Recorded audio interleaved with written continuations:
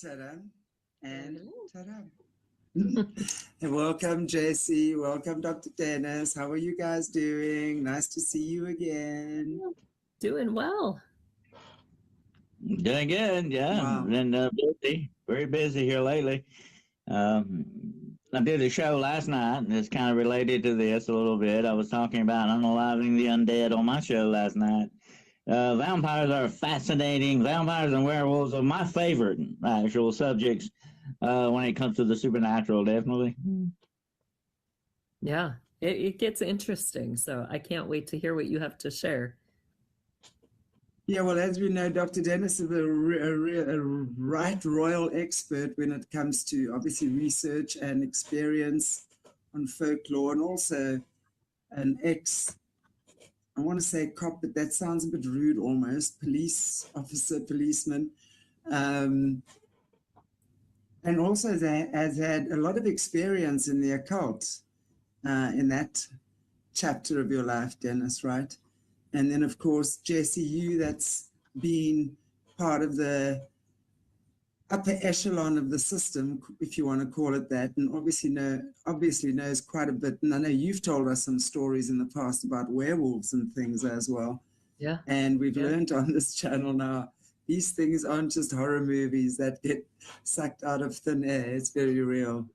And yeah, very interesting. So welcome, everybody. Nice to see you all in the chats. Hello, Joyful Janine. Really nice to see you all. Mama, Leanne. Yeah, welcome. And join in the chat. Love to hear your comments and where you're from. What do you think about these topics? It's amazing, actually, to see what's being unearthed right now. But Jess, I'm going to start with you. Ladies first, right? So maybe you want to just start by your experience, your knowledge about these mythical creatures of the night. Yeah. Mythical, I think, is a tentative word. I think that there's enough experience and evidence to show out there that this does exist, that beyond just being a lifestyle, people may hear stories of, real vampires, those that suck blood versus, those that are energy vampires.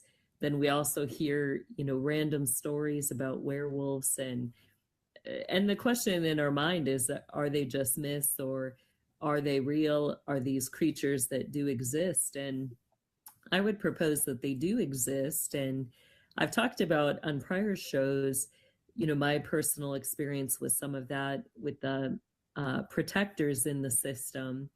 You have, ancient bloodlines that are born to serve the elite, to be a part of the protectors and the sovereign military in the system.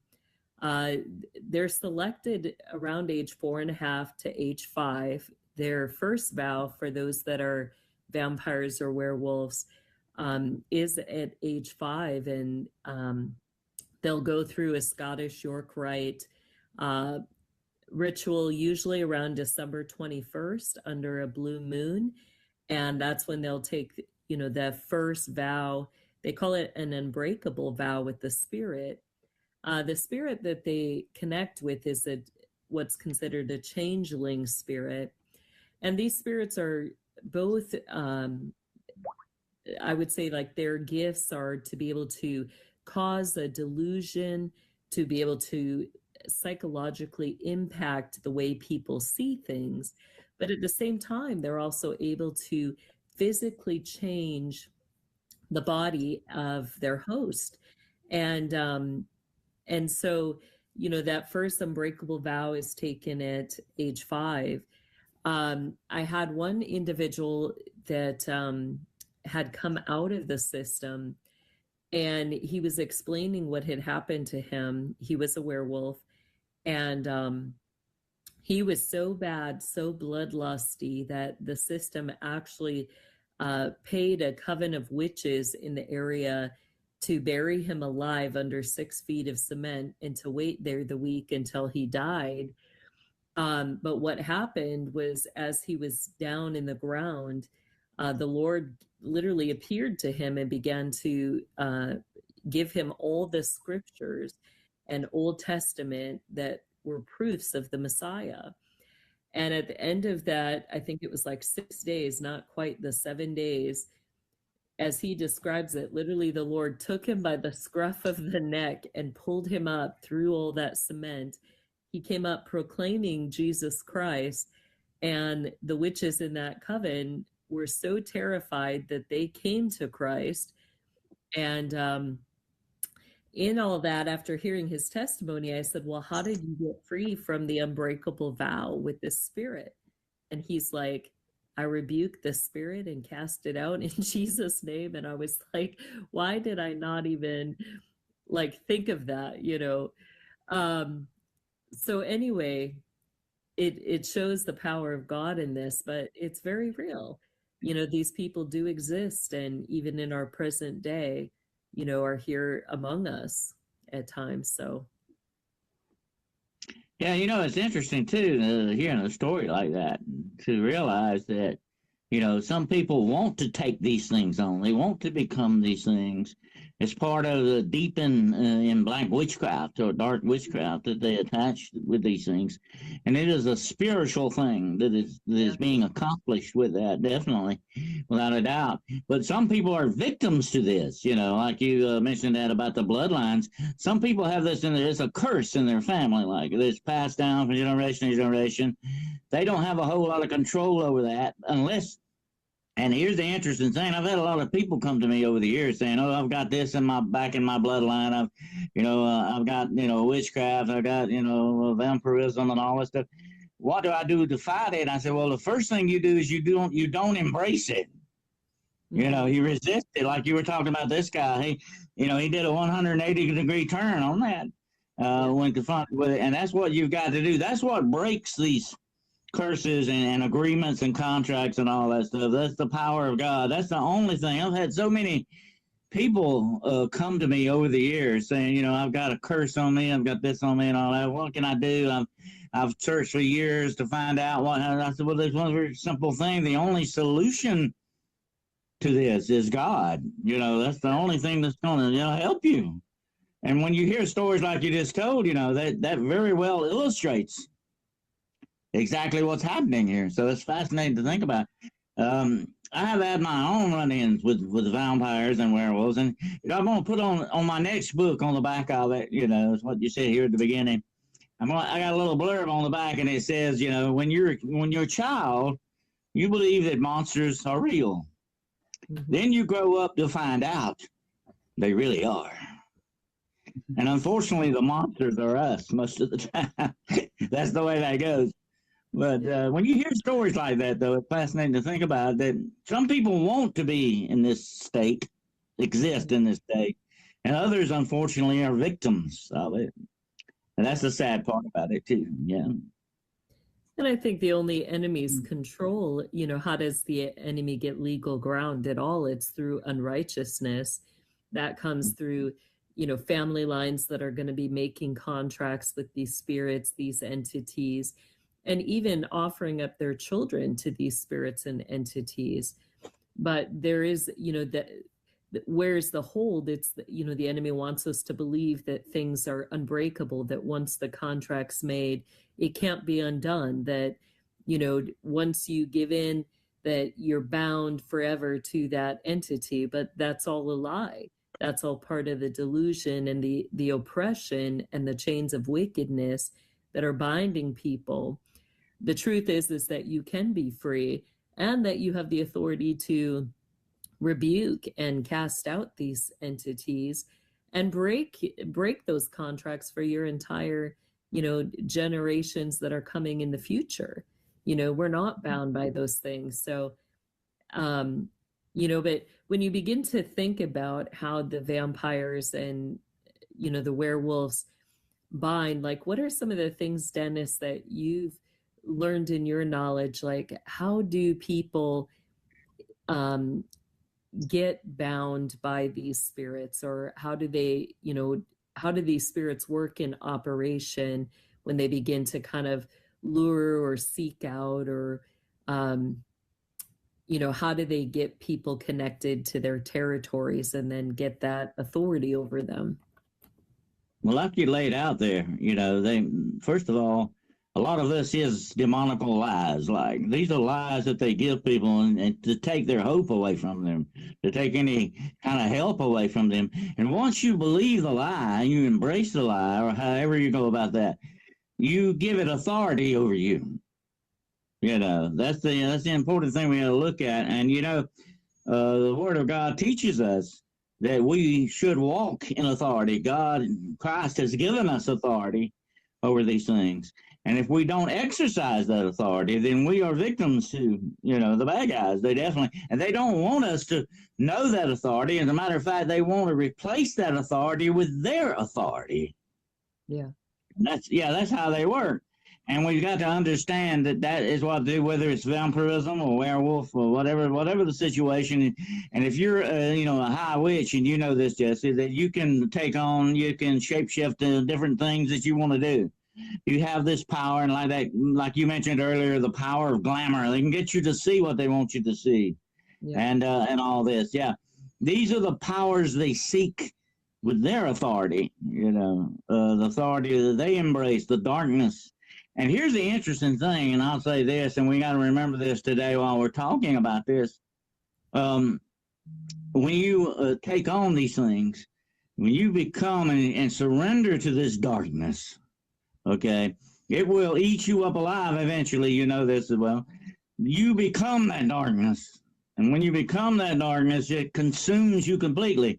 So if I were, say, a werewolf, and I go back to revert back to my human self or whatever I want to do in that respect, every time I do that, I lose more and more of my humanity. Mm-hmm. And that's the same thing with the vampirism. The longer you remain a vampire, the more it changes you from human into something else, into the darkness. The same thing with being a werewolf or any of these powers that you take on. When you take these powers and you give them that authority, then you're really basically, that's what you're doing, selling your soul, per se. That's what that entails, So we got to remember, you got two kind of authorities moving here. You got the authority of God, which we should all be walking in and living and give us better lives. But if you go with the authority of darkness, it's going to do some bad stuff to you eventually, one way or the other. Yeah. And as you're saying that, like some of the things were coming to my mind of how people are kind of brought to that place of continuing to surrender things over to the darkness. And you'll physically see signs of these individuals as they begin to surrender. Usually first it starts like where they'll wear, necklaces with certain items or crystals or pentacles, certain signs on them. Then you'll start to see they'll physically begin to change their appearance, whether that's, darkening their hair. You'll see a lot of the painting of the fingernails. Sometimes you'll see tattooing images on nose rings. Yeah, the nose rings, the piercings is a huge one. Yeah. You'll get the really weird piercings. And again, it's not saying everybody who gets those things are into that or are connected to spirits, but at the same time you'll notice that there'll be like a darkening of the personality, and a lot of times it will come with drugs. It will come with certain invitations, like when I saw certain covens working in my area to draw people into vampirism. They would start having meetings every night. They would, they'd be offering forms of drugs. It would come, I think they use more drugs than alcohol, but the invitation for that, and then the sexual promiscuity, and there'll be you'll see a continual drawing into that. And that's how they'll get the young men usually is, you'll have a group of covens drawing them in. And it's really some of our communities, like back in Green Bay, Wisconsin, they had a nightclub, we'll say, but it was like not your typical adult nightclub. Like this one, it was called The Option, and they actually invited, where teens would get in there and they would be given drugs to the teens. I had one young man that literally the Lord told me to go in and get him out. So I got a group of friends together and we went in there. We paid to get in there and tracked him down and drug him out of there. But you'll get a lot of them working with the nightclubs or the undergrounds to lure the kids in. They own a lot of those places too, by the way. You know, they are actually backing those places up. You know, I find, Jessie, this interesting that they recruit people. Like if we were going to recruit Chantel, and we were, you know, in a vampire cult or something, we would tell her, we want you to be our mother. We want you to come into the coven and be our mother and give her of life. In other words, we're going to use her as a bank blood deposit kind of. We would tell her, you know, that's one way to go about it. Say, oh, you're going to be our mother in the coven. You're going to be our mother of the giver of life. You're going to sustain us and all that. They come at this in so many different psychological ways on people. Yeah. And it is very much like, you know, the Charles Manson cult kind of a thing. The family was, you know, and very much like that. And it operates along, and as a police officer, I studied this. It operates along the lines of the different ways that cults draw people in, and all that. And you're so right about that, because it's a tried and true formula, and they still use it. You know, but I heard a story. I don't know if you heard about this story of a vampire nightclub in New Orleans that people say that is down in a certain alley, and a lot of times they go back to look to find it and it's not there. Okay, but that there's supposed to be a lot of people that go into this club and never come back out. And according to the stories, you know, that there is a drink in this club that they tell you never to drink, and it is called the second death. Have you ever heard of this? But, you know, in the Bible, the second death is actually the absolute judgment of damnation. You don't come back from the second death, okay? I would never drink that, folks. Never drink anything called the second death. That's not a good idea. But I know you've probably heard stories about that, about these nightclubs in New Orleans. Well, that area especially, you have high vampirism. There, you'll have different areas where you'll have your vampires versus your werewolves, but New Orleans is a high area for the vampires. You have, you know, Blavatsky and others that were in those areas. When you go there, like they actually have bars too that you can go into. Like their whole downtown is kind of built like a square, and we went into tried to go into the Catholic church that was there, because what you have is they have a massive Catholic church. That church, the sanctuary, looks out into this open area, and then like you'll see that whole square of downtown kind of situated behind it. Well, when we were down there, we found, you know, George Eisman that I do shows with too. He had a electromagnetic detector. And we heard the priests go in the sanctuary. They were singing, and we're like, well, why are things situated the way it is, where they're singing out the back, you know? And back behind there was this Jesus statue. Well, you know, the energy was so strong. It was like there was nothing electrical around there, yet his meter was going off the charts with the electromagnetic energy. Mm-hmm. We followed that stream from them singing at that Catholic church, went about, you know, I would say it was a good 2-3 miles. And as we followed it all the way to the end, it literally was going straight to a voodoo shop. We went in that voodoo shop. We're like, okay, what's in the voodoo shop that's drawing all this energy? And they had a massive statue of Baphomet in the voodoo shop. But this is kind of how that stronghold area is. The bars that they have with the vampires, they'll literally have posted all over the door all these signs about the dead. They've got all these coffins. One of our ladies, you know, accidentally, she went in. It was the only place to get a drink, but she didn't know like that it had something else in it. But she thought she was just buying a water, and it wasn't just a water. And that was an interesting experience. We're like, why are you so loopy? And then we figured out it wasn't just a water. But that's, people don't even know, like they have things marked and you think you're just buying something simple. It's hot there. You go in and next thing you know, there's something else in it. And, this is part of how they could keep control in that area and so easily can get people captured and taken in and people disappear. And, that goes on a lot with a lot of the dark witchcraft and stuff. We call them demon traps or devil traps. They set little things like that, little traps for people. They leave things like that in cemeteries for people to pick up and take home with them.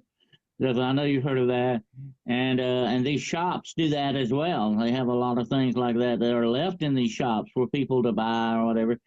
There's enough evil in the world without buying it and taking it home with you. Definitely not. But that's what they're up to a lot of these times, and a lot of these, and we'll get into that later. But a lot of these covens are networked. We got to understand that although you have segmented covens, you have satanic covens, you have satanic witch covens, you have werewolf covens, you have vampire covens, and yet they all have a network together. Although they do compete against each other, and they do have wars. You've heard of that, I'm sure. They do have wars once in a while. You never want to get caught in the middle of a witch war. Okay, definitely not. But here's the interesting thing. I want to ask you about it since we're talking about werewolves and clubs and stuff like that.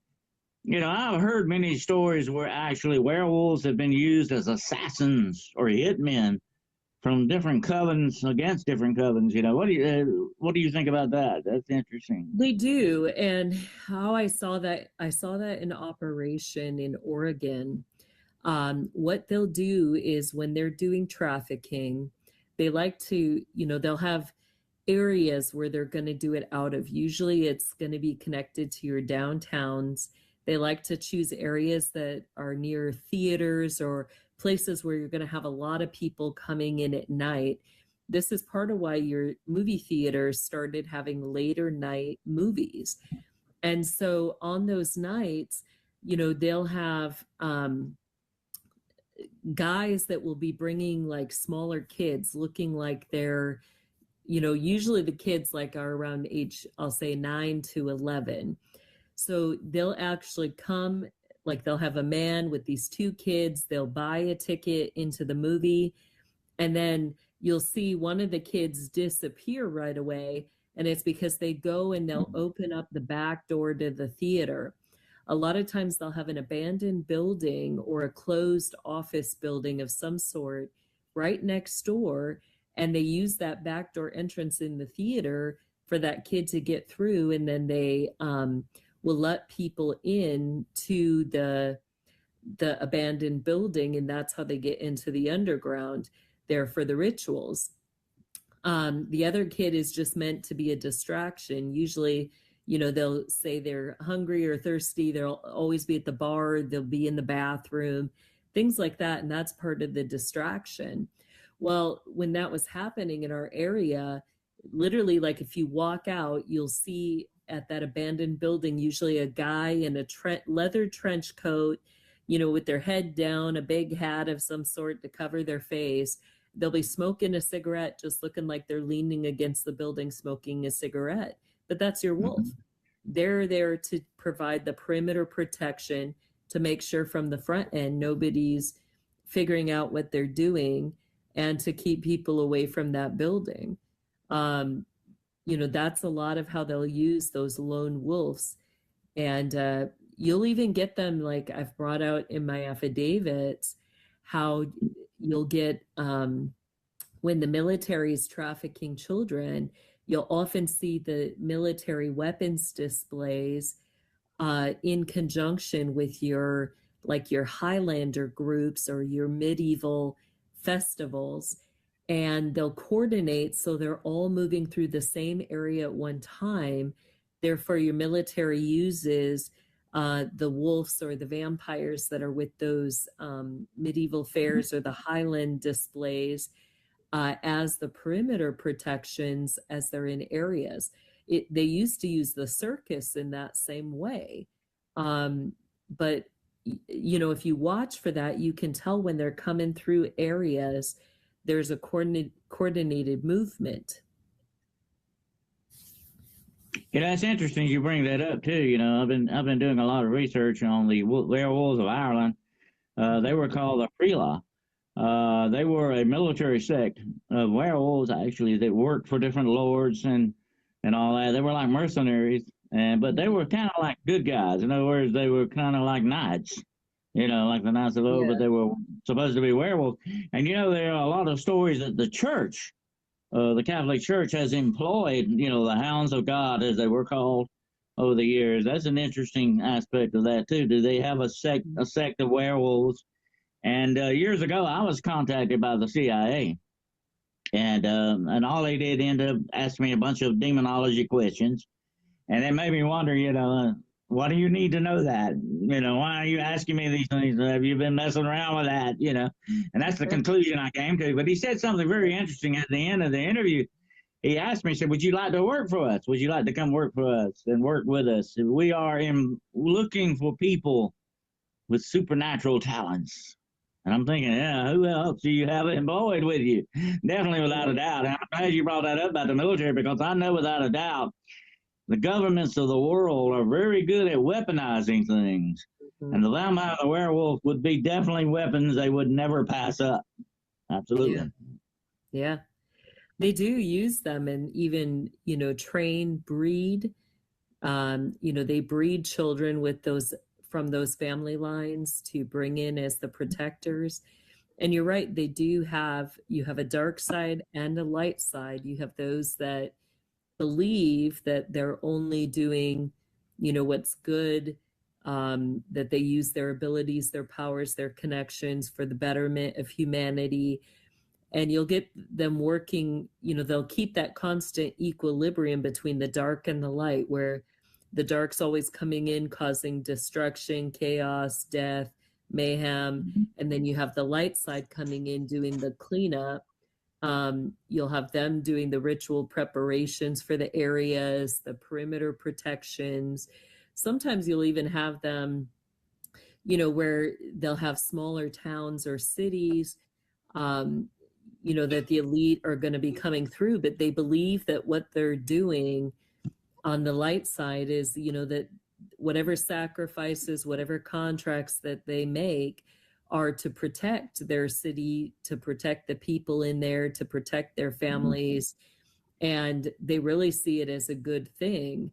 And you'll have the vamps and the wolves kind of providing that perimeter protection, even, doing the preparation, the cleanup, all of that in those areas. And they're also, I think, they have a job of participating in the ritual aspects of a lot of this, and I did a show with Chanti not too long ago about how they use children in these different things. They have the Feast of Blood, the vampires have the Feast of Blood, the werewolves have their feast, and so on and so on. The different little ceremonies like the Red Wedding that they have and the Red Hunt, and all these different things that they do participate with children. And that's a big part of it. A lot of these children that disappear into these things are used for those purposes and for breeding purposes as well, depending on their bloodlines. Absolutely. And if you're deep into this stuff and you have a child and you're part of the bloodline thing, that would be considered a sacrifice in a way for you to give your child to this for the breeding purposes or whatever. The situation, they consider that an honor in some ways to be able to do these things. And I've had people come to me over the years. I had a young lady come to me and said, I have a familiar spirit. I have a demon buddy because my father gave me the Satan when I was born. He was in deep into this stuff, and he's, dedicated me to the devil and all that. And said, and I came into this. She felt like, without a doubt, she had an obligation to fulfill what her father started and all that stuff. This is very sad in many ways because they are, especially to tell a child like that in their childhood, hey, this is what you are and what you'll always be, and that is part of it. It's very much like grooming. in that respect, yeah. And these people, and there was one very sad story about this woman and her sister, where I would love to find this and let you and watch it, because I saw the interview on this, and she was a little bit older than her sister, and said that they were both groomed to be participants in this satanic rituals and stuff. Their father gave them, the father and mother were deep in this stuff.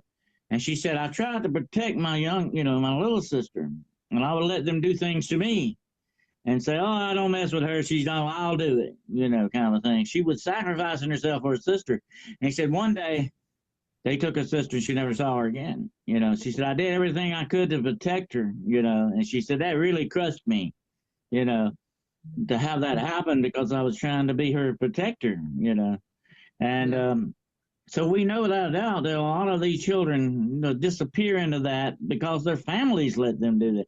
They're being given into this, not just kidnapped and taken, but they're being bred in for these purposes and all that. And that's a very sad fact. But it's all about the ritual stuff, the rituals, and they use vampires and werewolves in their different rituals and stuff to be not only enforcers, but they're almost like handlers in a way too. Vampires especially have handlers and people that protect them, and like that mother thing I was telling you about earlier, they got people in their cults that do that for them. They're the what they feed on. So they've got a system set up. You've got handlers, you've got feeders, you've got the vampires themselves, you've got recruits, you've got people coming into it from different ways. So it's all a networked system. Yeah, that's dark. Dark and evil. Yeah. Yeah, you have your universal, which is the highest level. Then you have your quadrant, international, and in the United States, and your regional. And usually what you'll see is in, every quadrant, they're going to have a castle or a mansion that they're connected to. You have a lot of the older mansions or castles would actually have graveyards built right at the very bottom, like into the underground of that facility.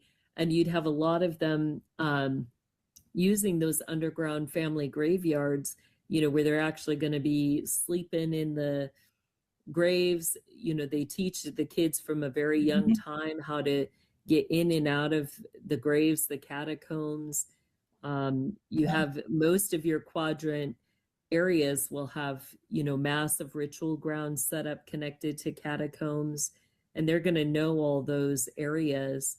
They learn them from the time they're young. They have to learn them by complete memory in the dark, so they know how to get in and out of those areas.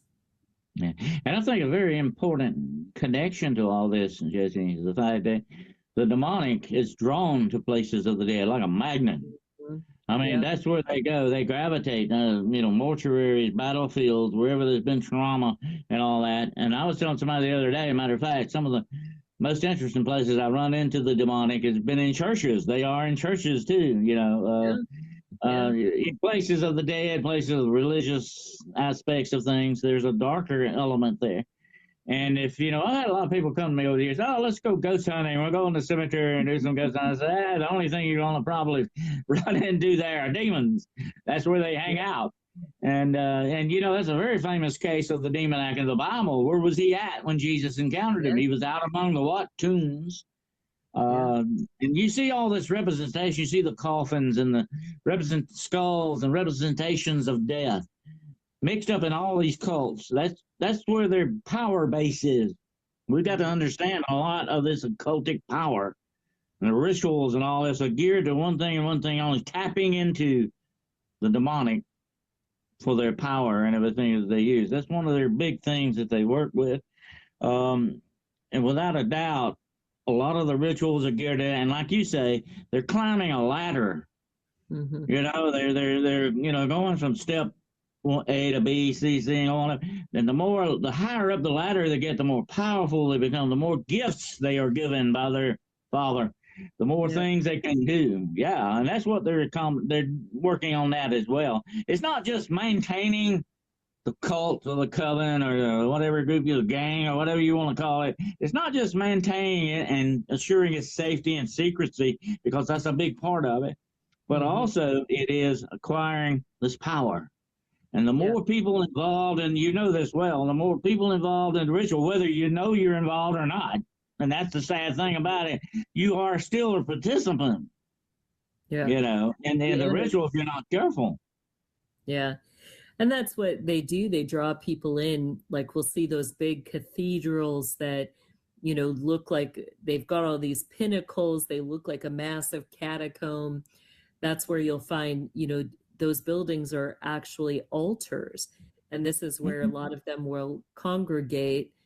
Anywhere where you have massive connections to the dead, the, you know, the underground graveyards, the catacombs, you're going to find a lot of vampire and werewolf collections in those areas. You have a lot of people buried at the altar too. You know, you have people buried sometimes.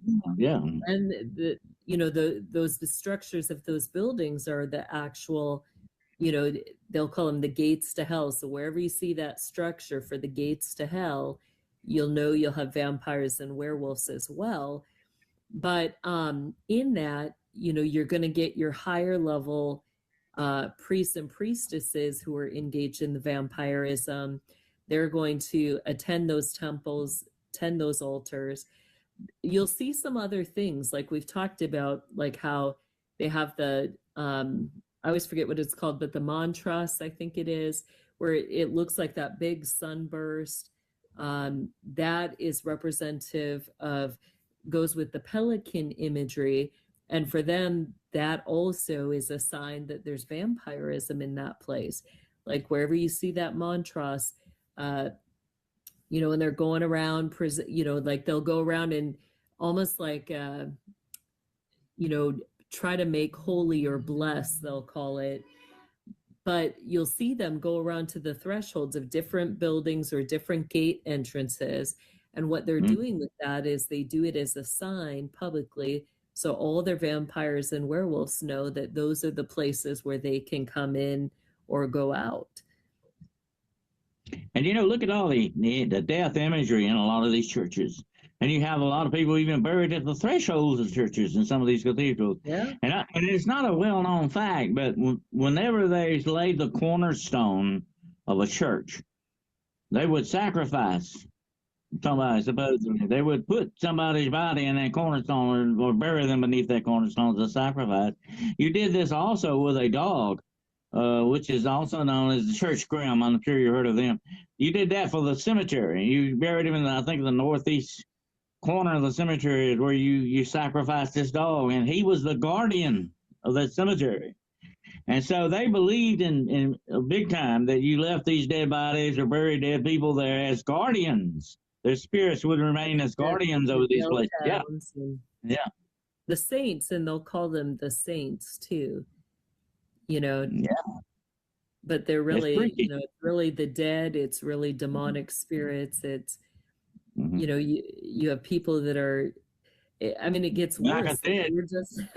We're just bringing out the light side of it, you know, the things that are easy to digest that they do, but it really is the like I said, you know, the demonic is drawn to you know, things of death and destruction and bodies and all this other stuff, the catacombs.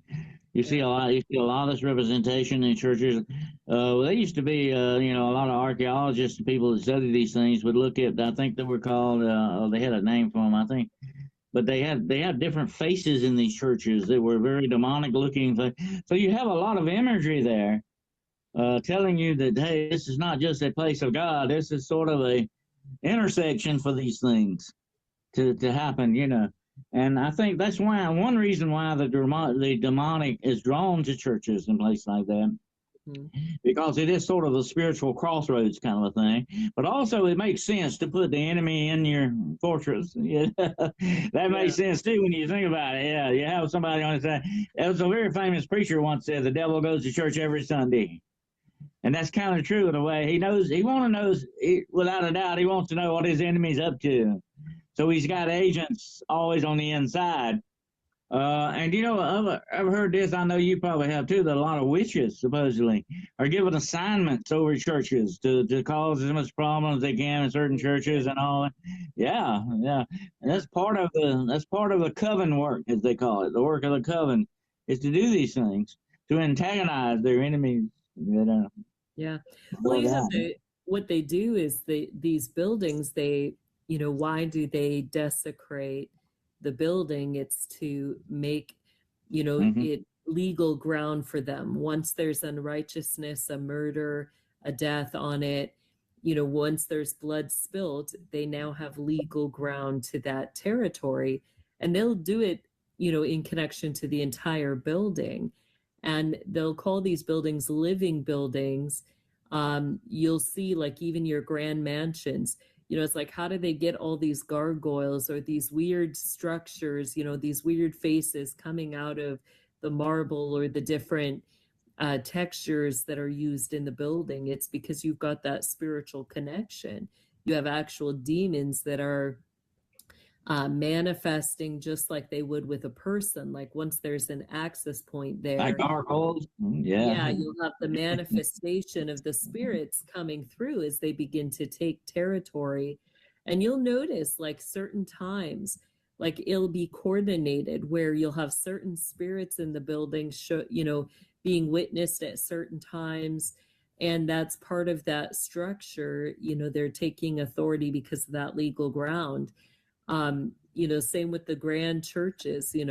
How did that structure get there? It's because of the spiritual connection that's there in that building, and because of the blood that's spilled there. I've brought out in some of my testimony how they, not only do they murder or kill people, they literally bury people alive. They will put blood in the material that's used to build these buildings, to desecrate it. They will put it on top of a water source, a wellspring, and they'll desecrate the whole wellspring for the area as well. So, you get a lot of different ways they're going to tackle claiming, what they're going to call legal ground in different areas. And the capstones, they'll bury stuff behind those. Usually they'll have some treasures as well, but, they do that to kind of make that their legal ground. Yeah. And a lot of these older houses, mansions, and stuff like that.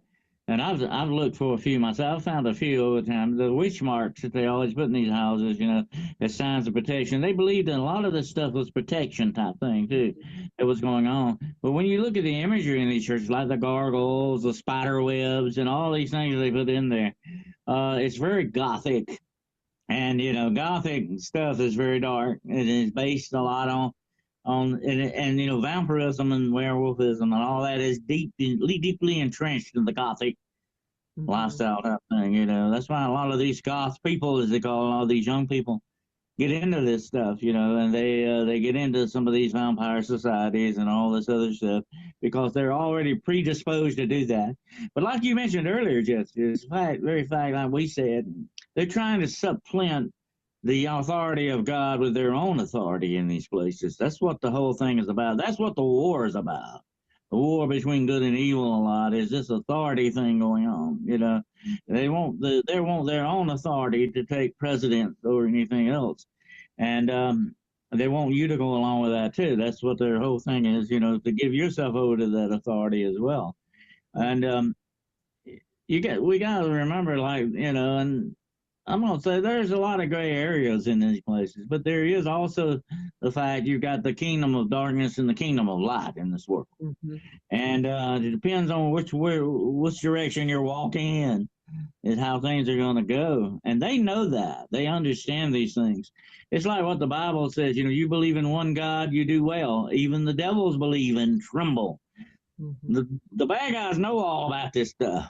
Okay, they know exactly, a lot of times more than what normal people know, because we don't think about these things. And they're steep deep in this history of these things, and they understand more about it than we do. Yeah, and that's where a lot of this symbolism, and I love to hear you talk about the symbolism of these things. It's very important. Their symbolism is their language. And like you're talking about a lot of these times that they wear the crystals, they use the crystals, they do these different things. Very much like us as Christians, we wear a cross or we have a sacred medallion or something, But I tell people a lot of times, and I warn them, that's not where your faith lies. Yeah. That's not where your true faith should be. They look upon their things, their implements like the cards or the Ouija board or whatever the situation is. They look upon these objects as having a power themselves. The things that we wear, we should not trust in the power of them. We should trust in the power of our faith. Yeah, God. I mean, that's what we're putting. That's where we're putting our faith in, and we have to be very careful with that. They're going in the opposite direction from that in many ways, and that's the sort of, I call it the insidious part of witchcraft and all this stuff, because it's leading you away from what is really the true path, as we've always heard it called, the left-hand path. They're going in the wrong direction, and they're going away from where the real truth lies. And that's what a lot of their stuff is geared for, to be misleading or misdirecting away from that. And that is why I say they're looking for their authority over things more so than the authority of God. If you look at the whole universe the way it's laid out, if you are a believer in that, you understand that the authority of God is what established everything in our existence. And you're going against that existence. You're going to have some bad results, and that's the way it works. But they're sort of swimming upstream with this, in that respect. So that's what a lot of their rituals and stuff are geared toward, is getting away from the authority of God and giving authority over to the darkness to do these things with. That's where they get their power base from. That's what they're always seeking. And they're always seeking also to safeguard this stuff. They don't want you messing with it. They want to keep it where they want it. It's all about control. Big, big thing about control. Not only just about the reality around them. And that's what I've said about witchcraft. One very important thing I remember about witchcraft, it is the manipulation of reality. Mm-hmm. That's what you're doing when you practice witchcraft. You're manipulating reality. That's like I've talked about these, African witch doctors that, take people's heads and they supposedly have power from them. They're taking reality one more step in many ways, and they're trying to change that reality from what it already is into something they want it to be. It's all about control. And what they're doing, though, unfortunately, when you do that, you're pushing God aside and saying, "Oh, God, I don't need you, God. I'll do this my own way." And unfortunately, that's a very dark spiritual way to look at things. But that's what they're doing, basically. That's what witchcraft and all that, and vampirism and all this thing. And, if you decide to become, and we know there's certain ways to do this. You probably know this, how to perform and do these things to become a vampire or to become a werewolf or become a Black Panther if that's what you want to be or whatever this is. I'm not talking about the political movement either. I'm talking about the animal. I mean, if you want to do these things, you can do it, but it takes some very horrific things to do it, and you gotta basically sell your soul in which to do it. So are you ready for the price that you gotta pay for this stuff? Some people do. They don't care. I've actually had people come to me and tell me, "Please tell me how to become a werewolf. I want to be a werewolf." I said, "No, you don't. Because it will swallow you up eventually. You won't be here anymore. You don't want to go that way." I'm not going to, I know a lot of things about this stuff and I know how to do this, but I'm not going to tell you because I don't want your soul blood on my hands. Exactly. I don't want to be answerable for that. Yeah. But we can help people get out of that for sure, Yeah, I'm not in. That's the Jessie, here's a question, and obviously I know we've discussed this before on the show about a certain ex-president of the U.S., Bush Sr., who was well known to be a werewolf. And he was, apparently his nickname was Timber or something like that as well. So what do you know about that? What can you tell us about that? And also,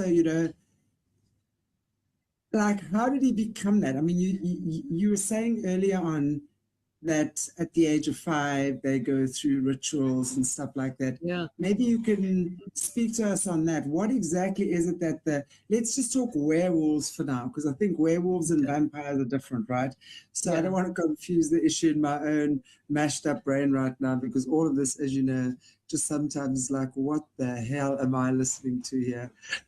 Right? Well, yeah, it's interesting. Well, the werewolf works off the beast within us all. That's what its basis is. And I'm going to see what Jess thinks about this, but the werewolf is coming from that basis. The beast that's in us all. There's an animal in all of us. You know, we keep it suppressed, we keep it down, we keep it in its place.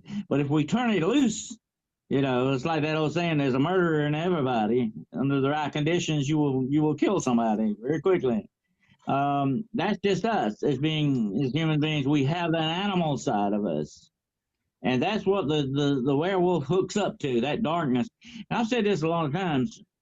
We have an inherent darkness in all of us. That's our, you know, as Lincoln said, that's the good and bad angels of our nature. Okay. And if that dark angel is connected to darkness from the outside, which is stronger than the darkness on the inside of us, okay? If that darkness on the outside connects up with that darkness in us, it then has power. It has that authority. You know, we give it that authority that I talked about earlier. It is able to take us over. So that's where the werewolf is coming from. It's coming from the bestial animal side of us that we have in us. But it is, and with all demonology type stuff, it is expanded greatly. It is magnified greatly by these forces. So a werewolf is an apex psychological psycho killer. That's what it is. If you turn a werewolf loose, if it gets your scent, it will not stop until it finds you and tears you into little pieces. That's just the way it works. You know, other things may touch you a break, but the werewolf is not going to do that. Mostly he always gets, that's why I said this a lot of times in a lot of different podcasts and stuff. We don't have a whole lot of werewolf sightings reported because you never live through that to give a sighting. You don't usually come away from that. If you do, you are extremely lucky. God's really watching out for you because the werewolf is going to get you. He's going to tear you into pieces and maybe even eat you just for the fun of it. That's just the way he's going to do, you know, and he's probably not going to be hungry. He's just sort of like the final coup de grace. He's going to eat you. Yeah, that's the way it works. Yeah. Yeah. Mm-hmm. Well, you know, and when we think about it too, like things I've shared about the system, you know, we've talked about like degrees, and that plays a part with, you know, the connection with the bushes and the werewolves. You know, we know that the wolves are part of the protector system.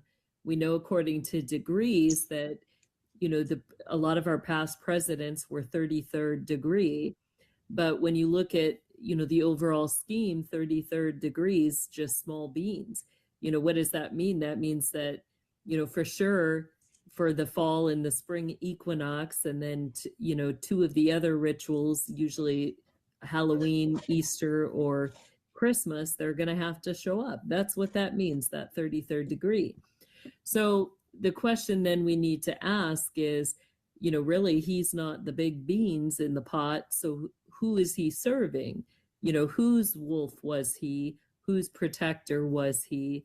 I think that's going to go back to, you know, you have Barbara Bush. You also have other elites like the Clintons who were in their northern circles, all interconnected. And really, there's a guise like we see that a lot of our past presidents were big into hunting. A lot of our politicians were big into hunting. You know, I brought out the connection with the Bushes and the Cheneys. You know, they were all hunting buddies, along with a lot of your people who own islands, Epstein's, Branson. You know, you get Ted Turner with CNN, all of those people being interconnected in these circle groups. You know, but again, you know, somebody that we think is in a position of high authority, really just being a pawn for the people that are really running the show behind the scenes. They're good at face fronts. They're good at the guys, you know, and I think that that's what's really behind all that is, you know, who is he serving? Who is he in place for? His position, you know, why did they put him in these high level positions? Because it affords him then the ability to make ways for where they want to do things, to also provide the perimeter protections for, you know, gives him a reason to be there with whoever he's going to be there with. And it's a cover. That's how they use those face front positions. So, you know, nobody questions the president. Nobody questions why he's with certain people or where he wants to be. He can go wherever he wants to be internationally, connecting with other royals, other people during ritual times. So that's why they do that. But I would say yes, you know, and we brought out about a special adreno that they take, which is mixed with, you know, other hormones from the body that enhances not only the spiritual effect, but when they take, you know, they know how much to take to make themselves go into psychosis. And during, you know, that psychosis they're unstoppable almost. You know, it's really just completely favor and protection by God that keeps you safe, because as Dennis said, you know, if they're intent on killing you, there isn't anything but the hand of God that's going to stop them, you know. And really that's what you have is your authority, the rebuking the spirit, the casting out of the spirit, and standing in that authority is the only thing that is your protection. You know, your spiritual armor is enough. Your faith is enough. You don't need the cross. You know, stand in your faith and command and give that, you know, stand in that authority, and they won't get anywhere. You know, remove that spirit from them. We have that full authority to do that, and to, you know, break the chains of wickedness and that yoke of oppression that's over people. And that's what I always say. That's called, you know, spiritual armor. You got to have that spiritual armor on to face against this kind of darkness. Okay, you can't do it on your own alone. You got to have that full armor of God thing going on. If you don't, you know, kind of sitting down. But you know, you're talking about the bushes and stuff like that with the skull and bones. I think is basically that was the organization of that, and they're supposed to swear allegiance on the. Supposed to be the skull of Geronimo, by the way, the Indian. Anyway, supposedly someone stole his skull out of his grave. I've been to Geronimo's grave. I often wondered, is that skull there? I'd like to know. But anyway, if you look at people like the Bushes, and I've had a lot of people come to me over the years and say, how can I tell a werewolf? What if my neighbor's a werewolf? I want to know, you know. And the things that we're talking about here could be your best friend, you don't know it.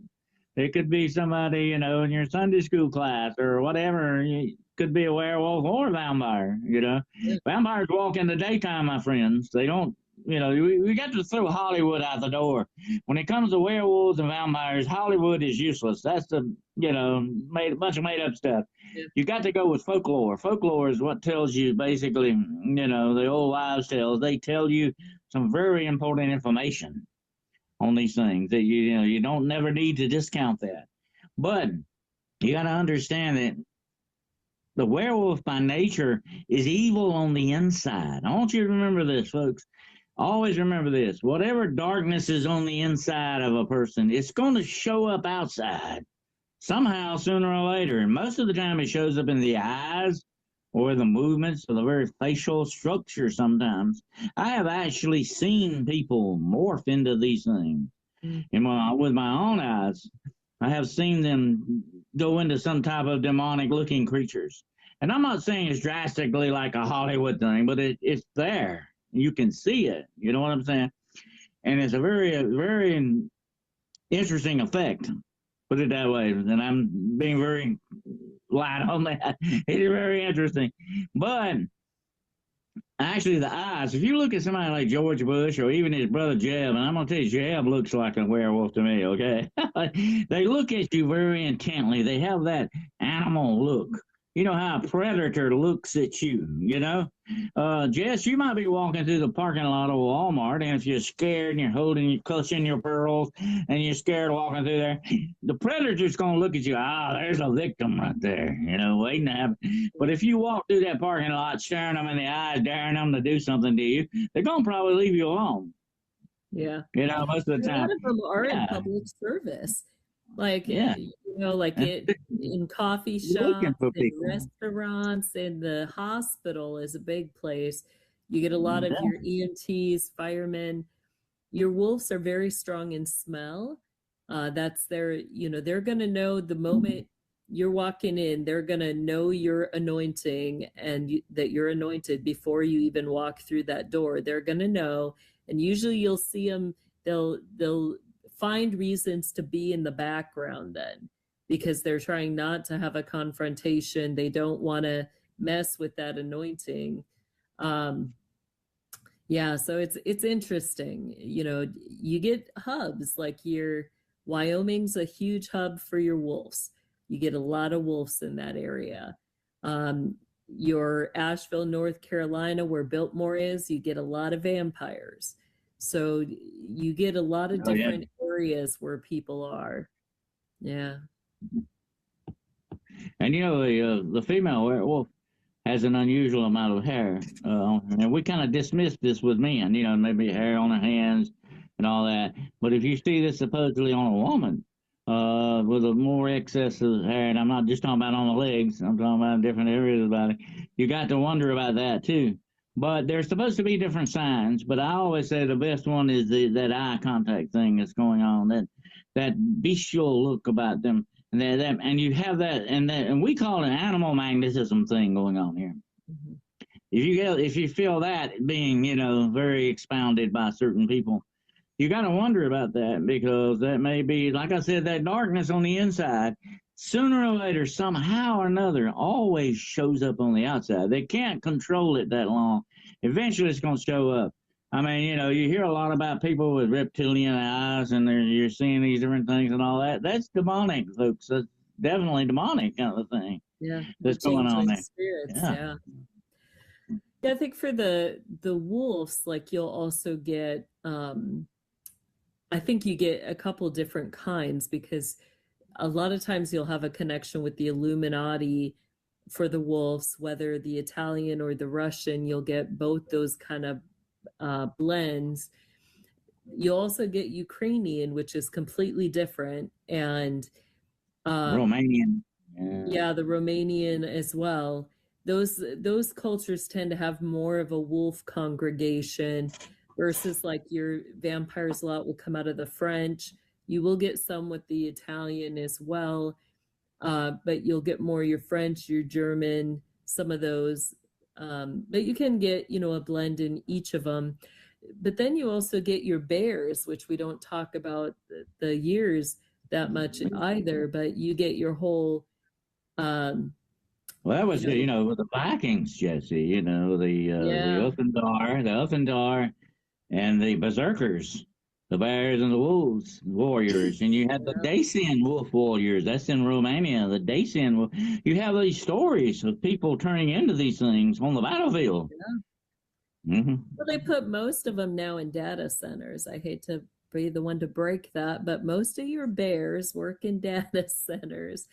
And they just, you know, it's a behind the computer type job. They kind of just zone out. Unless they're at war, they're very peaceful. But, you know, if you're on their bad side, those bears are going to come out.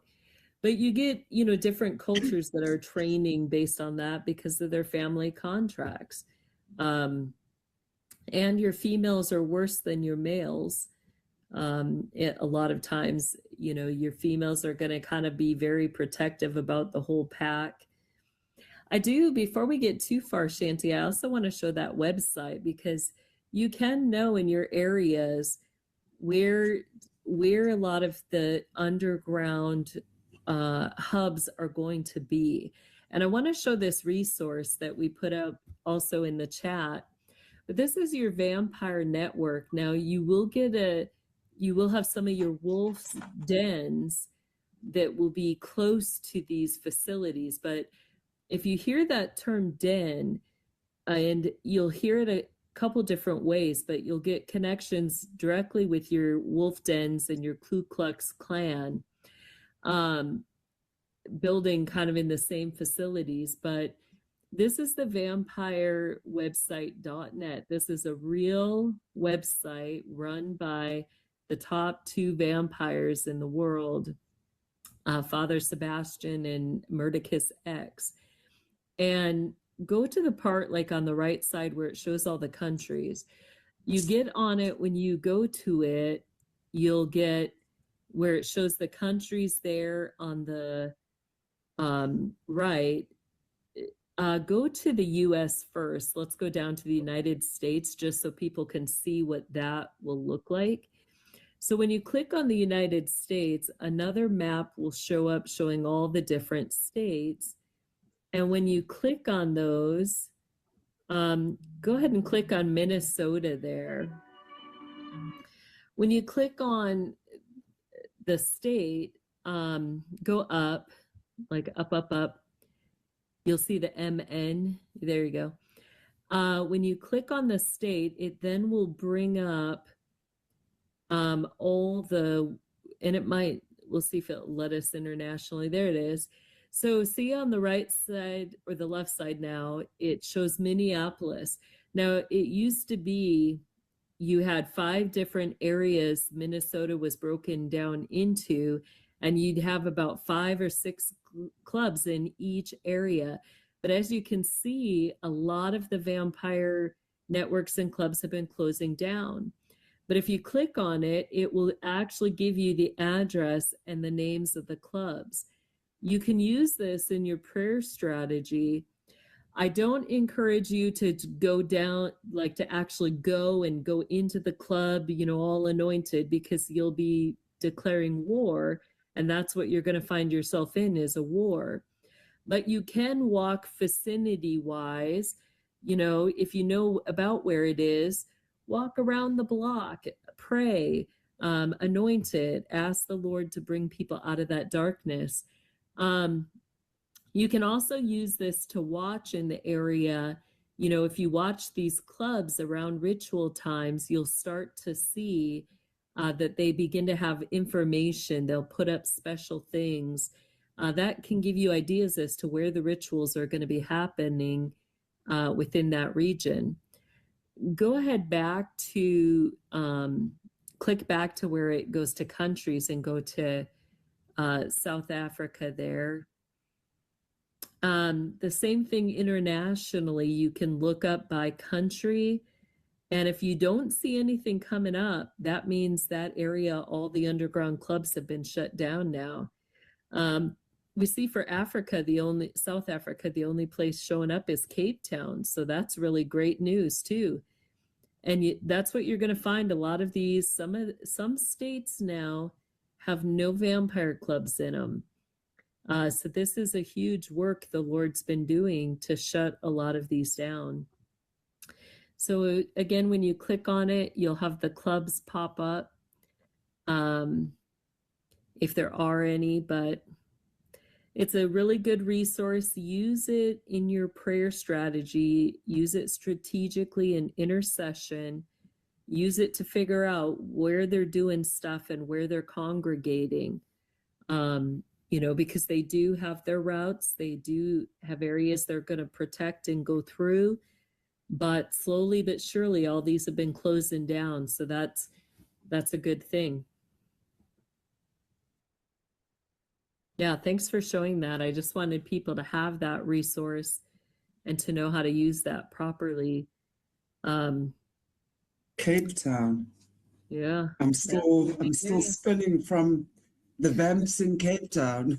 I want to know how many of those I've come across in my life. Yep. Right. Wild. Wow. It would be a good idea never to eat or drink anything while you're there, definitely. Yeah, I would advise against that.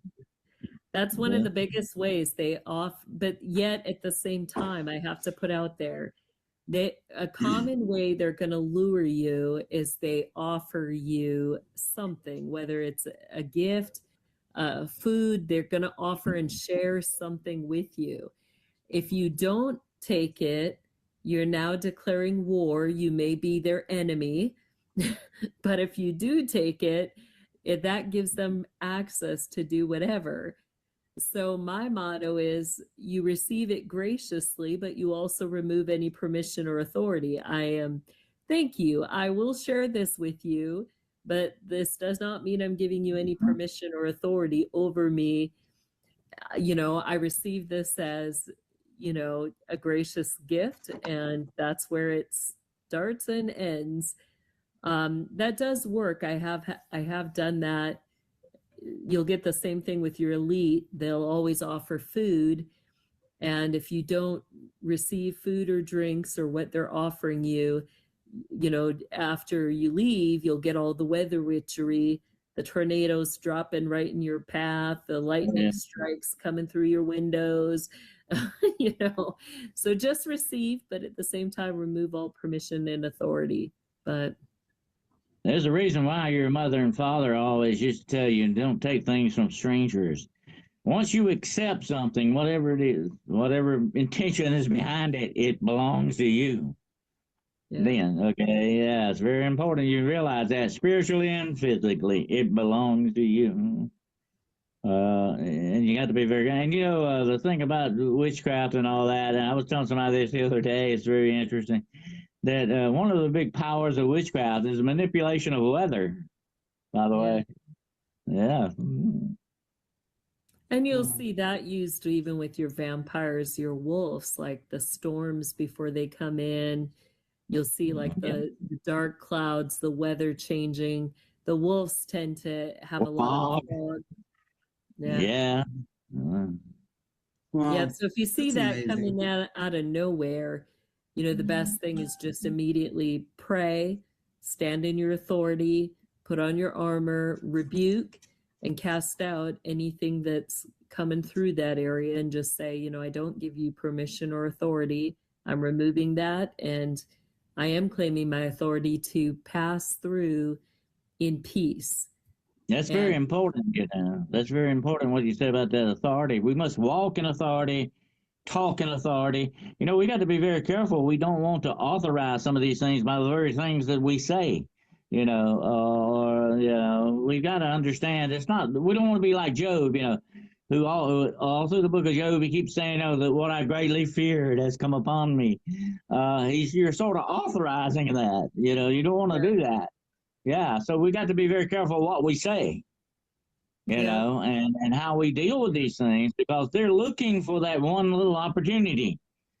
You got to remember one thing about the demonic, whatever form it may come in, whether it's a werewolf, vampire, whatever it is an opportunist. It's looking for an opportunity to get in your life somehow or another. It's going to stick the foot in your door if you crack that door open just a little bit, okay?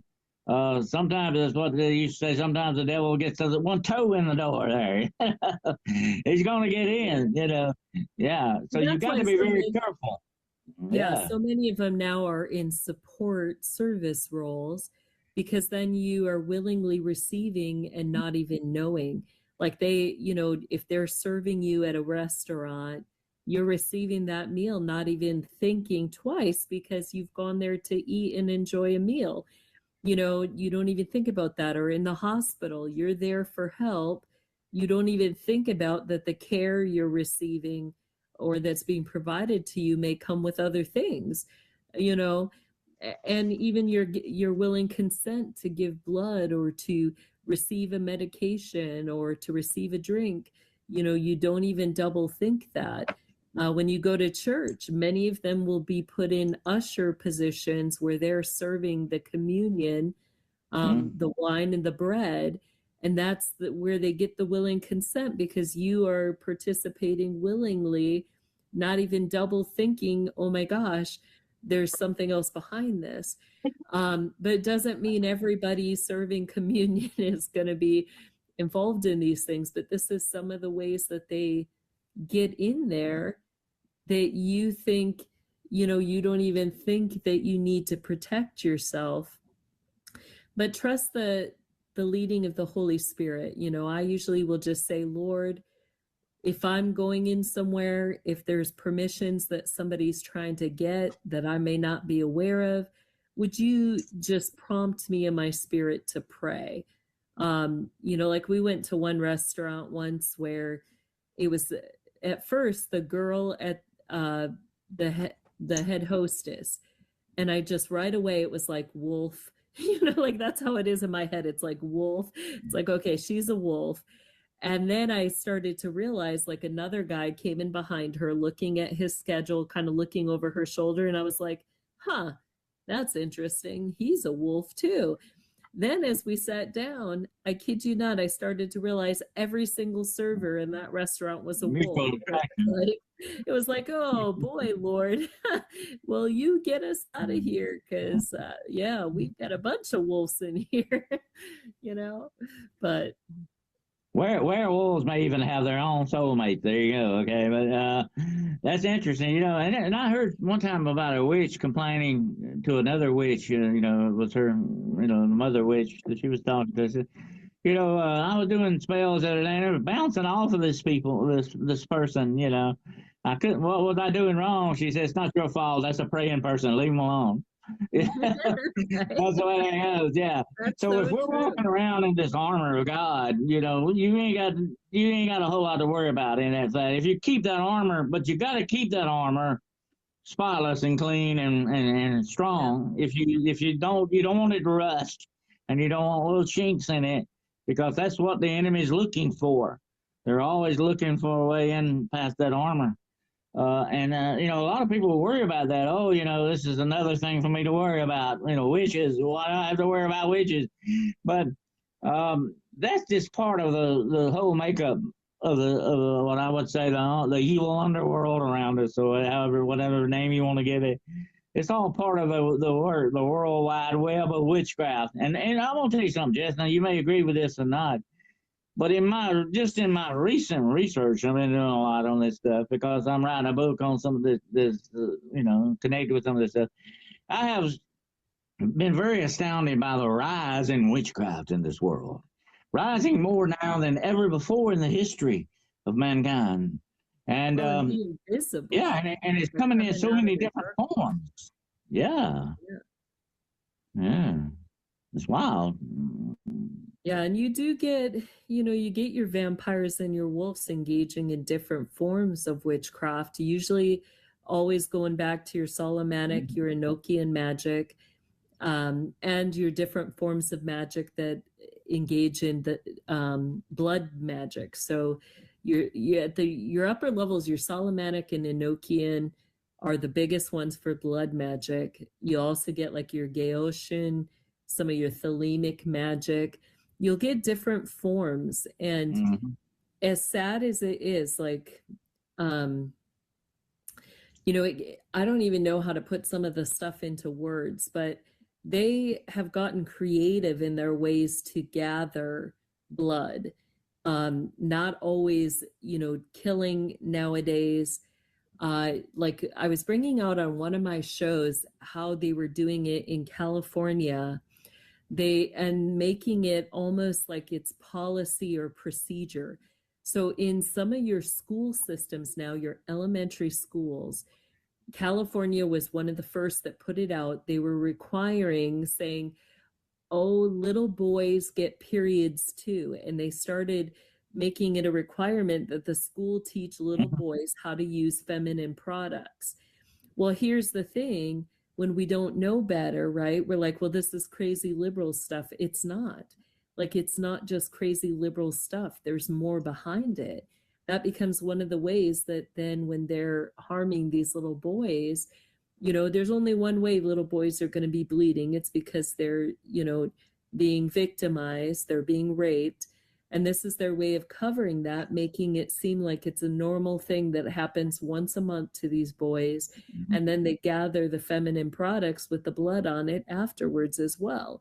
And this is one of the ways they get willing blood, and they make it part of the school system which then gives them a Harvesting. legal right to it. Yeah. They did Yeah, the they're same thing now with kids that they claim to be furries. That's another big movement where kids are sexually identifying as animals, and they started putting kitty litter boxes in the bathrooms. And that's another way that they're gathering that blood, is through the kitty litter. So these are it's things very we need to be interesting too. aware of, you know? That Baphomet that you mentioned earlier, which is a big witchcraft symbol. He's a tranny, by the way. If you look at him, okay. Yeah, and this is nothing but a form of indoctrination and programming. Though Exactly. that's what it is. Yeah. Mm-hmm. And getting kids to just, they put a form of godliness, something that seems innocent, like, pretending to be an animal or identifying as an animal. They make it all cute, make it acceptable, especially like with your anime. There's a huge connection between those things and the anime. And people are willingly embracing that, not even knowing the darker agenda behind it. But we have to not be blind to those things, because this is part of how they've gotten away with it for so long in our communities and our areas. It's time that we remove that authority of those who are occultically, engaging in our quadrants and our regions, and taking our authority and our rights away from us and our children. When we just in prayer remove that authority, there's nothing they can do, and when we anoint, when we pray, when we ask, for the restoration of that authority to its proper places, the Lord says he'll drive them out of those areas. He says, when you tear up the strongholds, then as a minister, I advise people that when you do exercise this authority, you must do it in a commanding way. You don't just say, please do this. You don't do it. You command. You use the use of authority means that you believe in that authority, that you have that, you grasp that authority and use it that way. If I put you in charge of a whole company, then you have the authority over that company. And even the demonic, we must never, it's very important that people realize this, and I counsel people all over the world about this. There's two keys you got to take when it comes to the demonic, and that's what we're talking about today, whether you're coming in the form of a werewolf, vampire, witch, and most of the time werewolves and vampires are witches, okay? That's the way that goes. Whatever you're coming from in this way, you got to remember this is demonic stuff, okay? And the demonic, there's two big keys that we got to look at. With the demonic, you got to remember, the demonic is coming from darkness. Okay, it's which is the opposite of light, and all the kingdom of darkness I talked about here. That's where its base is, and you got to understand that things that are connected to that are coming from that direction. Okay, but another key of the demonic, and I tell this to people, is you got to remember this. Here's where the authority lies. The demonic has absolutely no power over you unless you give it to them. That's where the authority comes in. Don't give them power. Don't give them authority over you. Don't give them that leg up in the saddle on you, or they'll ride off with your horse. Okay? That's what you got to look at, and you got to remember that. When you exercise authority, you got to believe in that authority. That's God, by the way, folks. That's where that authority is coming from. If you don't do it that way, it's not going to work for you. I've had people, I would tell people, a lot of times they've got a problem in their house. I say, you need to speak to these things and tell it, get out of here. Get out of my house. God's giving me authority here. You get out of here. You're getting along here. You don't stand up and say, would you please leave? Please. You don't do that. That's not using authority. You got to get up there and command it. Yeah. Yeah. Get on out. That's usually my next phrase. Get on out of here. Yeah. Super interesting, guys. What a great show. And we kind of hit like an hour and a half already, or just about. So thank you so much for joining me this evening. It's been very, very I think we informative. we Thank put a you little so much. crack in that the tip of that iceberg. I think a little bit anyway. Yeah, just a little one. Yeah. Jess, is there anything you would like to say just in ending, rounding up from your side, and obviously where any shows you're doing, where people can find you this Yeah. week, and any You can announcements you'd find like to me. make?